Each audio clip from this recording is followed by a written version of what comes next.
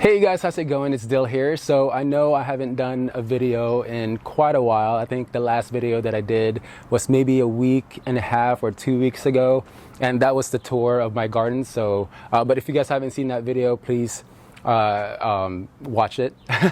But yeah, you know, I had my family over for Easter Sunday.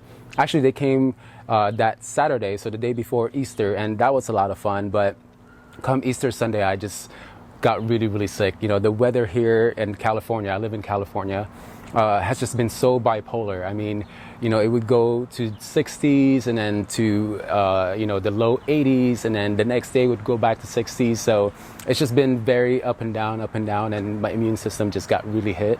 And I don't get sick that often, but when I do, I get really sick. So, but yeah, so I've basically been fighting off really bad cold for the past week and a half. So I haven't really done anything. I haven't done any gardening. So today I finally feel human for the first time. I think I got the demon out of me. So I thought I'd do a little catch up with some of my gardening chores in the front yard. So I thought you guys may want to come and tag along. So let me show you guys what I've got going on. All right, so here we are in the front garden. So our garden is actually split into two different sections. That is our walkway that leads up to the front of our house. And I don't know if you guys remember, but we did a video of where we planted a bunch of heucheras in this shady area right here. And they're doing very well. A few of them is actually flowering. So that's good to see. That means they're happy there. Oh. That's kind of weird. I totally forgot that I planted some hostas here, so I'm probably gonna have to dig those up and place them somewhere else because it's just a little crowded here. So, but we'll go ahead and do that today also. But yeah, so what I'm thinking for this space is that I'm not really liking that there's two negative space on either side of that palm. So I kind of want to fill that up with a plant, and I really love how this oxblood coleus, I love how they look. So I think what we're going to do is we're just going to continue that and put a few more on that side and a few more on that side. Just try to fill that in, just continue that color. And I really love the bright red on that. So, but I couldn't find this exact type of coleus, but I did find something similar. So let me show you guys what that is. So I couldn't find the exact variety of coleus that I wanted, which is the oxblood coleus, which that one is. But I did find something that I thought was similar enough. It isn't as vibrant as the oxblood coleus, but you know, I don't think anyone's really gonna be able to tell from far away. So, and the whole goal is to just fill up those spaces on either side of the palm trees anyway. So so I think this variety is called campfire coleus. And you know, usually people would grow these as annuals, but here in California, which is the zone 10, we could actually grow this as perennials. For example, this oxblood coleus, I think I planted it about 2 years ago or 2 growing seasons ago.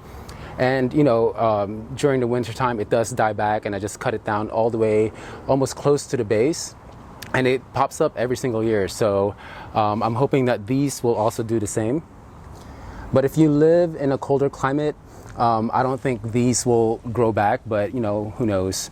It wouldn't hurt to try.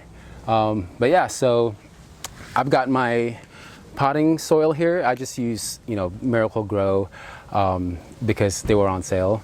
I think somebody had asked me what I sprinkle on my arrangement or when I'm planting something, and I just sprinkle a few handfuls of these Osma Coat Plus.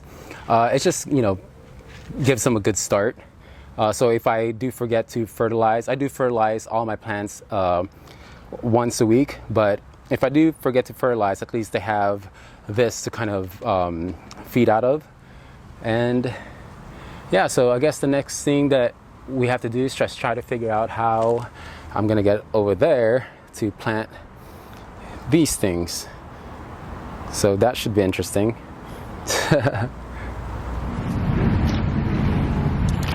All right, just going to try to tiptoe here.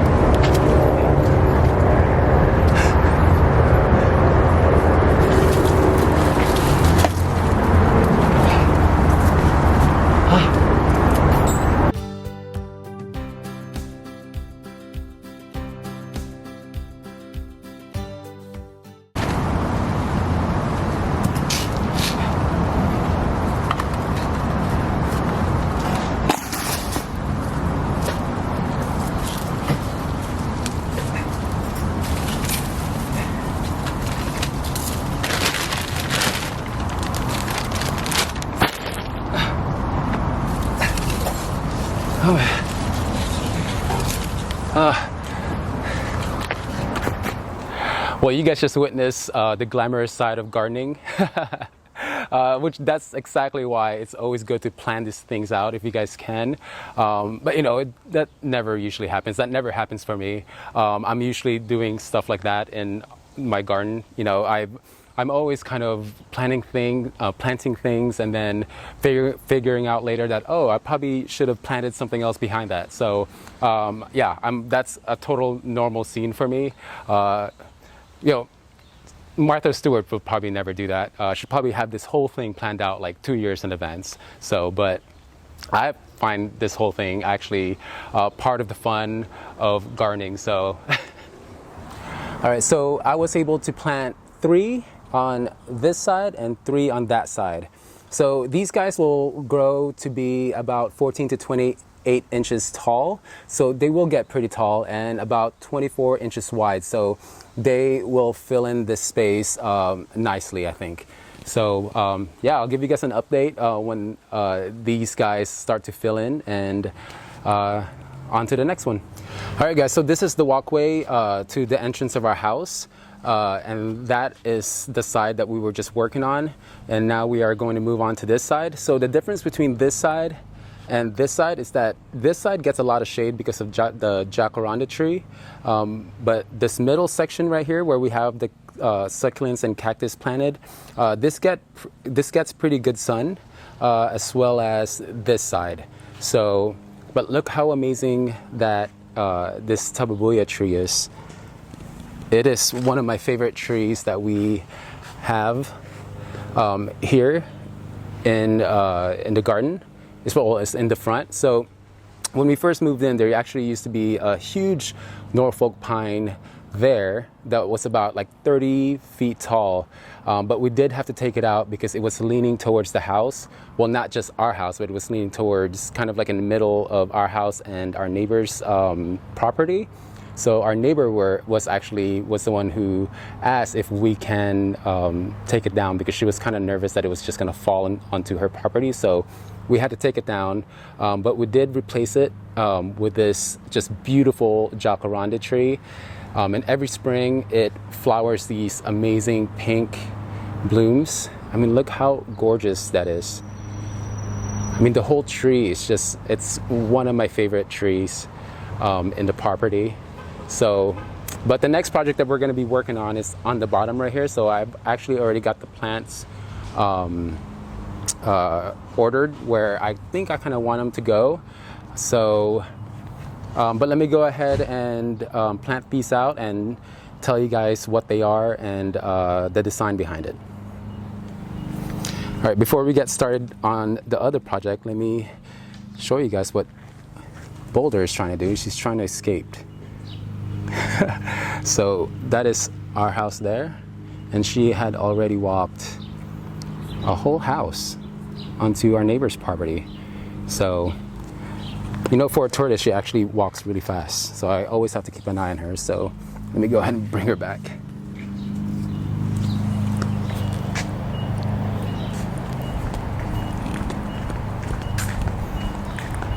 She's just flying. All right, Boulder. Be a good girl and stay put.